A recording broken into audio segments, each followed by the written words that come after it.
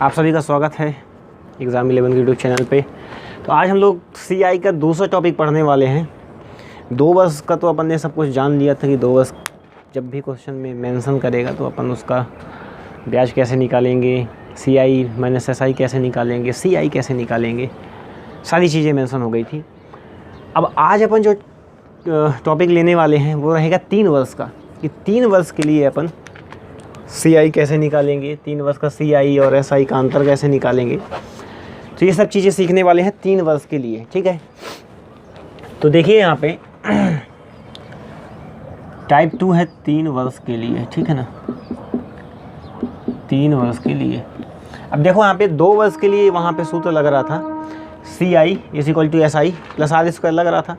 अब यहाँ पे देखो 3 वर्ष के लिए कौन सा सूत्र लगने वाला है। तो 3 वर्ष के लिए देखो यहाँ पे 3 वर्ष के लिए जब ब्याज निकालना होगा तो सूत्र लगेगा CI = SI डॉट RRT फिर R⁻3, ये लगेगा सूत्र। ये कब लगेगा? प्रतिशत ब्याज के लिए, ठीक है, ये लगेगा प्रतिशत ब्याज के लिए। CI = SI डॉट, यानी ये दशमलव है इसका, R×T RRT और R⁻3, ठीक है। अब देखो ये सूत्र का उपयोग कैसे होगा। फॉर एग्जांपल मान लो क्वेश्चन में आपको R की वैल्यू दी हुई है 5% और T का मान दिया हुआ है 3 वर्ष। अब यदि आपको बोल दे कि CI का मान ज्ञात करो, तो CI का मान कैसे ज्ञात करेंगे? देखो यहाँ पे इस सूत्र के माध्यम से ज्ञात करेंगे। R⁻3 पीछे से चालू करना, R की। अब ये देखो यहाँ पे ना R को और इसको, ये वाले पार्ट को, दोनों को क्या करना है, दोनों को 2-2 अंकों में लिखना है। इसको ये चीज़ याद रखना, दोनों को 2-2 अंकों में लिखना है, दोनों को 2-2 अंकों में लिखना है। ये सब नोट कर लेना आप लोग, ठीक है। तो अब देखो यहाँ पे R⁻3 है, तो R⁻3 = देखो सॉल्व करो कितना हो जाएगा, 5 × 25 125, 125 हो जाएगा, ठीक है। तो 125 में अपन क्या करेंगे, दोनों को 2-2 अंकों में लिखना है, पीछे से 2 अंकों में, ठीक है। 2 अंक ये हो गए, एक ये, यानी कि ये 25 जो है मैं क्या करूँगा, ये 25 यहाँ पे लिख दूँगा। लिख दो यहाँ पे, देखो 25, ये 25 मैंने लिख दिया। बचा एक, क्या एक बच गया ना, तो एक जो बचेगा अगले वाले में जुड़ जाएगा। देखना कैसे, R×T R×T सॉल्व करो। RRT का कितना हो जाएगा, R का मान 5 इंटू फिर R का मान 5 फिर इंटू T का मान कितना 3, तो 5 × 25 = 75 हुआ, 75। और ये जो एक बचा था ये एक आके जुड़ जाएगा, तो 76, ठीक। तो ये 76 आया, तो 2 अंकों में लिखना है, तो ये तो 2 अंकों में ऑलरेडी है ही है। तो क्या करूँगा मैं, ये पूरा 76 ला के यहाँ पे क्या करूँगा, लिख दूँगा, ठीक है। RRT हो गया। अब देखो SI = क्या होता है, RT, तो RT R×T 5 × 15, तो यहाँ पे क्या लिख दो, 15। अब देखो SI के बाद दशमलव लगा है ना, तो दशमलव भी लगा दो, तो इतने प्रतिशत। CI का मान क्या आ गया, यानी कि 15.7625%। ये आंसर हो गया, ये क्या हो गया आंसर। 3 वर्ष के लिए इतना ईजी। देखो 2 वर्ष के लिए फॉर्मूला लगता था ना, 3 वर्ष के लिए अलग फार्मूला लगेगा। कौन सा फार्मूला लगेगा, CI = SI, उसमें प्लस R² था, तो इसमें R² ना हो कि क्या हो गया, इतना और ऐड हो गया। CI = SI डॉट RRT, यानी R²T और R⁻3। केवल इतना याद रखना है, प्रतिशत ब्याज के लिए इतना ध्यान रखना है कि इसको भी 2 अंकों में लिखना है, इसको भी 2 अंकों में लिखना है, ठीक है। R का मान 5 दिया है, 3 वर्ष है, T का मान 3 है, कुछ नहीं रखना, बस इस सूत्र के माध्यम से निकाल लेना है। R = 3, यानी कि 5 का क्यूब करोगे तो 125 आएगा।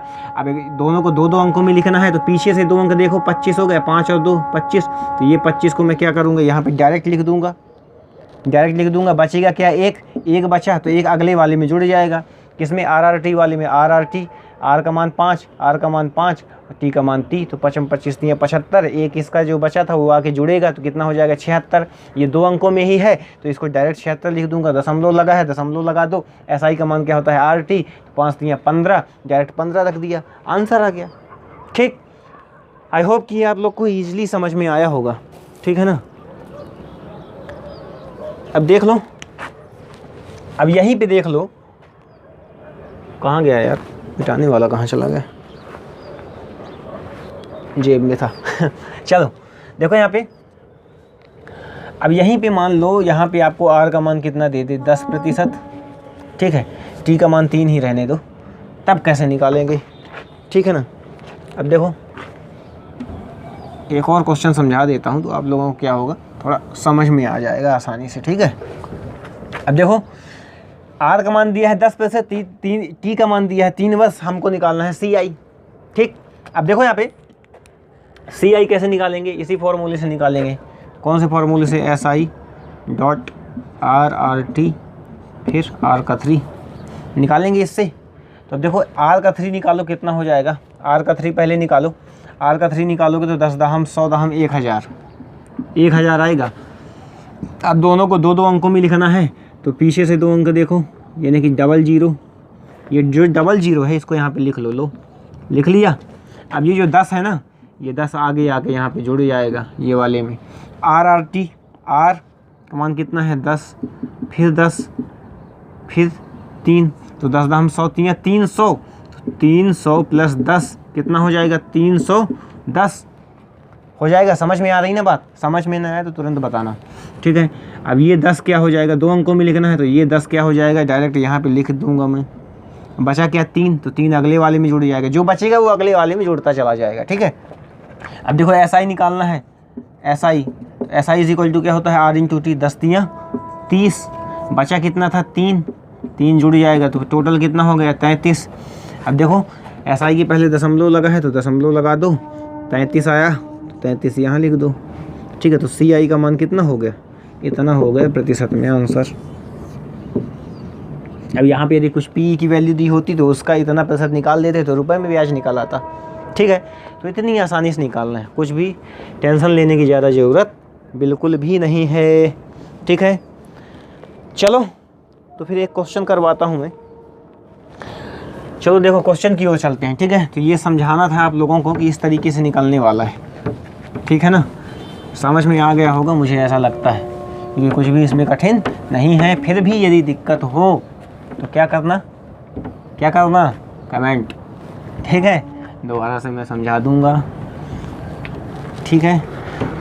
चलो क्वेश्चन की ओर चलते हैं। क्वेश्चन क्या बोल रहा है, 1000 रुपये पर 10 पैसे चक्रवृद्धि ब्याज की दर से 3 वर्ष का ब्याज कितना होगा, ठीक है ना। 1000 रुपये पर, यानी कि पी का मान दिया है 1000 रुपये पर 10 पैसे चक्रवृद्धि ब्याज की दर से, यानी कि आर का मान कितना दिया है 10%, और क्या बोल रहा है 3 वर्ष का ब्याज कितना होगा। टी का मान दिया है 3 वर्ष, ब्याज पूछ रहा है यानी सी आई पूछ रहा है भैया। अब देखो सी आई पूछ रहा है तो अपन को आसानी हो जाएगी रुपए में निकालने में, क्योंकि पी का मान दिया हुआ है, ठीक है। अब देखो यहाँ पे 3 वर्ष का सी आई कैसे निकालते हैं, 3 वर्ष का सी आई देखो फॉर्मूला भी अपन ने पढ़ा ना, 3 वर्ष का सी आई कैसे निकालेंगे, 3 वर्ष का सी आई निकालेंगे, सी आई इज इक्वल टू कैसे, S I dot R T R की पावर 3 प्रतिशत में, ऐसे ही निकालते हैं ना, ठीक है ना। अब देखिए यहाँ पे सी आई इज इक्वल टू आर की पावर 3, ठीक है। यहाँ पे साइड में ऐसे निकाल लिया करो ताकि दिक्कत ना हो। आर का 3 देखो कितना है, 1000 हो जाएगा, 1000 हो जाएगा, 1000 में से 00 डायरेक्ट यहाँ पे लिख लो, ये लिख लिया मैंने, 10 अगले में जुड़ेगा। अब क्या है आर टी, तो आर टी देखो 10 दहम 100 या 300, ठीक है, कितना हो जाएगा 300, और प्लस ये वाला 10 जुड़ जाएगा तो कितना हो जाएगा टोटल 310। 2 अंक लिखूंगा तो ये 10 जो है यहाँ पे लिख दूंगा मैं ऐसे 10, उसके आगे ये वाले ब्लॉक में इसका लिख दिया, ये वाले ब्लॉक में इसका लिख दिया, ठीक है। अलग अलग मिक्स मत करना, ध्यान रखना। अब दशमलव लगा है तो दशमलव लगा दो। एस आई का मान कितना होता है, आर टी, आर का मान कितना है 10 और 3, 10 तियाँ 30, और ये 3 है, 3 जुड़ेगा तो कितना हो जाएगा 33.1000%, ठीक है। तो इसको मैं ऐसा भी लिख सकता हूँ कि सी आई इजकल टू 33.10%, ठीक। प्रतिशत में यदि पूछेगा तो प्रतिशत में डायरेक्ट आंसर ये होगा, लेकिन मूलधन दिया है तो इसको अपन रुपए में भी निकाल सकते हैं। तो देखो कैसे निकालेंगे, पी का, ठीक है, यानी कि 1000 रुपये जो दिया हुआ है अपने पास उसका कितना प्रतिशत 33.10, 33.10% यानी बटा में 100। अब देखो दशमलव हटाऊंगा तो दशमलव के बाद 2 अंक है, तो यहाँ पे 2 जीरो लगा दो नीचे, ठीक। अब देखो 1 2 3 जीरो से 1 2 3 जीरो कैंसिल, 1 जीरो से ये भी कैंसिल हो जाएगा, बचा कितना 331, तो यानी रुपए में कितना हो गया 331 रुपये। CI प्रतिशत में इतना है और रुपए में कितना हो जाएगा CI इतना 331 रुपये। ये आंसर हो गया, ठीक है। समझ में आई बात ना। एक वीडियो छोटी वीडियो बनाता हूँ, लेकिन प्रयास करता हूँ कि उस वीडियो में आपको ज़्यादा से ज़्यादा नॉलेज दे सकूँ, तो इसीलिए वीडियो मेरी आप देखते होंगे 10 से 15 मिनट की है। अभी देखते हैं जैसे जैसे लोग ज़्यादा बढ़ते जाएंगे तो फिर अपन वीडियो को थोड़ा सा लंबा करेंगे।